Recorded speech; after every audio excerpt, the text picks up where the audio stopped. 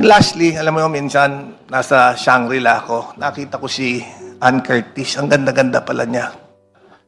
You know, may desire sa loob ko na nag-init talaga. At na-imagine ko na lang kung anong pwedeng mangyari. Pero siyempre, hanggang imagination na lang yon. Pero, di naman siguro ako pwedeng kasuhan dahil kung ano-ano yung na-imagine ko eh. Thank you very much, Madam Chair. Madam Chair. The Honorable Zamora. Madam Chair, I would like to... Isang veteranong politiko, isang matagumpay na negosyante, isang abogado. Pero ngayon, si Congressman Bong Suntay ay nasa gitna ng isang ethics investigation sa House of Representatives. Ano ang nangyari? Bakit nadawit ang pangalan ni Ann Curtis sa isang impeachment hearing? At ano ang epekto nito sa kanyang political career? Na ito, kinikilala na ang confidential funds ay ginagamit para saan? Surveillance activities, intelligence gathering, informant payments. Si Jesus Manuel Angel Bong Kabochan Suntay ay ipinanganak noong November 15, 1970. Isa siyang abogado, businessman at politiko. Nag-pre-law siya sa De La Salle University and Bachelor of Laws sa San Beda College. Naging abogado matapos pumasa sa bar. Founder siya ng Clean Fuel, isang independent fuel company na nag-expand nationwide. Nagsimula rin siya sa taxi industry bago pumasok sa fuel business. Siya ay Quezon City Councilor noong taong 1998 hanggang 2004 and 2007 hanggang 2016. Pagkatapos, naging representative of Quezon City 4th District naman siya noong taong 2019 at 2022. At ngayong 2022 hanggang present, miyembro siya ng United Nationalist Alliance or UNA. Isa sa mga notable legislation na principal author siya ay ang batas na nagpalaki ng bed capacity ng East Avenue Medical Center, which is RA 11561. As a narration of movement of funds, again, it is anchored on hearsay. As stated, sinabi, nanggaling daw kay BP Sara. Pero hindi si BP Sara yung nagbigay nung envelope. Looking at all the videos shown, there can be nothing seditious that can be attributed to the Vice President. In fact, there is nothing for her to denounce, no statements to denounce. Because we cannot attribute statements made by other people to the Vice President just because she was there. Then we have to do it with everyone who is there. Lahat na lang ng present. Sabihin natin, we should attribute that statement. So, mere presence in the rally does not make her actions seditious. That is very clear.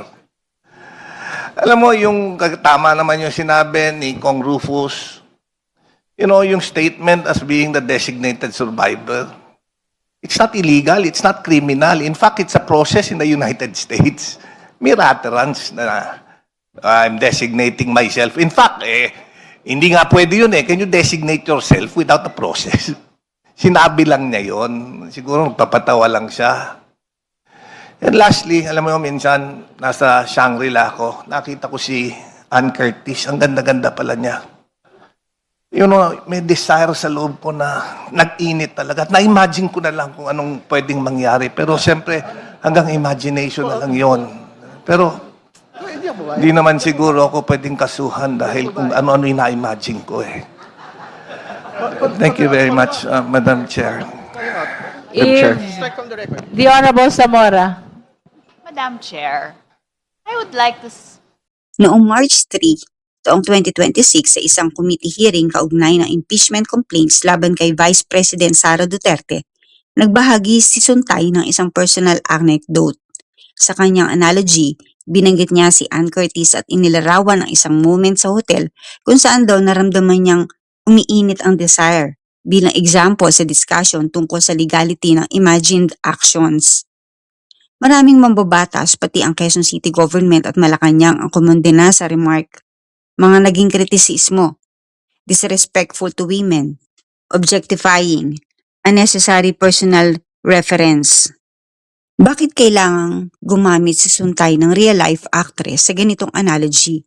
At bakit kailangang ilarawan Sa ganoong paraan, naglabas si Suntay ng public apology, pero ang House Committee on Women and Gender Equality at ilang lawmakers ay nag-move para i-refer ang kaso sa Committee on Ethics and Privileges. As of March 5, 2026, may formal ethics investigation na siyang hinaharap. Ibig sabihin, hindi lang ito social media issue. Institutional review na ito sa loob ng Kongreso. Were yung statements na binigay ni Vice President Sara na sinabi niya na i-imagine niya na dahil dun sa sitwasyon dun sa eskwelahan, ay imagine niya na parang gusto raw niyang putulan ng ulo si Presidente. Meron desire.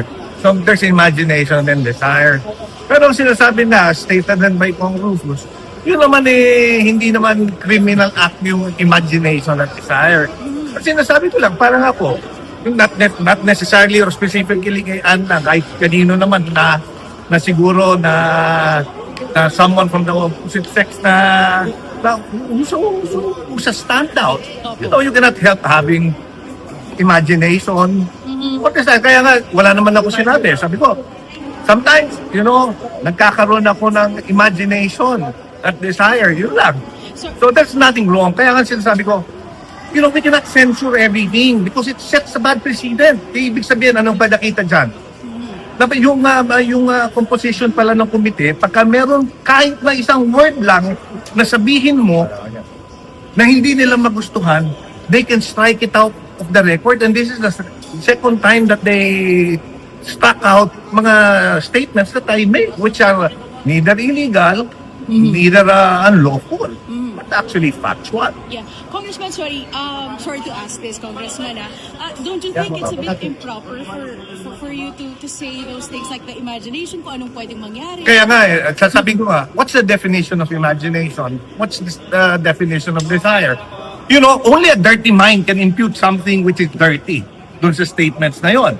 I can say, I desire to work for ABS-CBN because I can imagine myself as a reporter. Is that criminal? Is that unlawful? Is that bad? Kung sasabihin ko, ay desire ko maging agamulak, na-imagine ko sarili ko maging agamulak. Is that unlawful? Is that immoral? Saying those? Now, it depends on, siguro pagka madumi yung isip mo, then sasabihin mo, ay, ano yan, immoral yan. But siguro, hindi madumi yung isip ko eh. Ako, I just know how to appreciate beauty. Kasi, alam mo, one of the allegations were yung Maaaring ang intensyon niya ay gumawa ng legal analogy, pero ang naging impact ay public outrage. Sa modern politics, hindi lang intent ang tinitingnan, pati perception. Sa gitna ng impeachment hearing laban kay VP Sara Duterte, naging distraction ang remark. Imbes na legal arguments ang pag-usapan, napunta ang spotlight sa conduct ng isang mambabatas. Ang issue na ito ay hindi lang tungkol sa isang statement. Ito ay test ng professional boundaries, gender sensitivity, public accountability. Bilang abogado at lawmaker, mas mataas ang expectation sa words na ginagamit sa official proceedings. Si Bong Suntay ay isang abogado, negosyante at long-time public servant.